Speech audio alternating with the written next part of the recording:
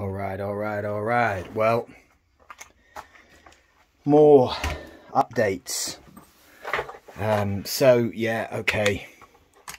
It used to be that, and now it isn't.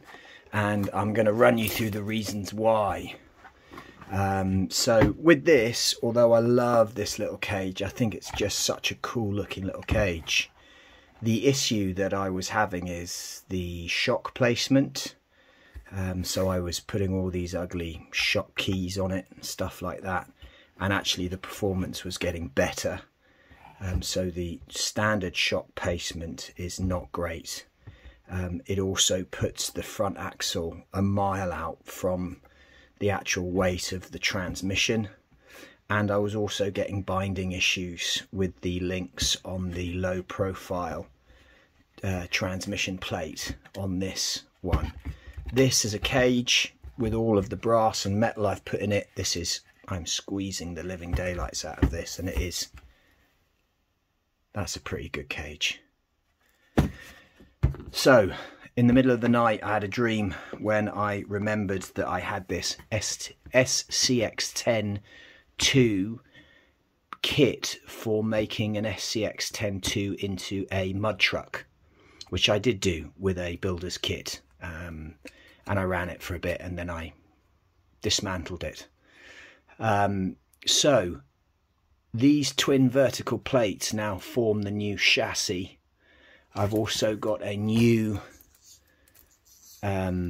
transmission plate. It's more standard. It's not low profile, as you can see, but it puts these bottom links in a slightly different position, which means I can run this bigger fusion can, which was really getting bunged up on this lower link and the upper link. To fix the upper link binding on the motor, I've gone with some titanium bent links that are a different length that I had to put on instead of the Element RC ones I was using. These are better, they're lighter, they're stronger, and also the front axle I put the stock Capra lowers on as well, which bring the whole front axle in by about 1 centimetre. So the centre of gravity comes forward for the whole truck.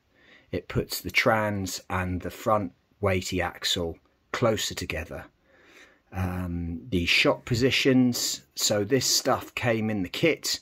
These were the brackets that were used to attach it to an SCX-10 frame rails. So I've used them to give me some shock options, which has worked out well. I have got 2 sets of 78mm standoffs coming, which will perfectly go in here. So these will not be like this. These will go straight into a 78mm standoff front and rear in both spots, which will give some nice rigidity.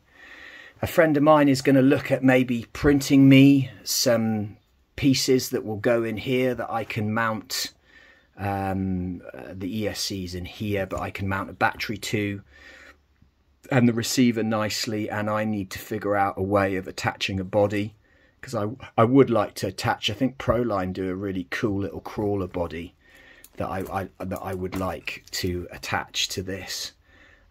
Overall, it's given even more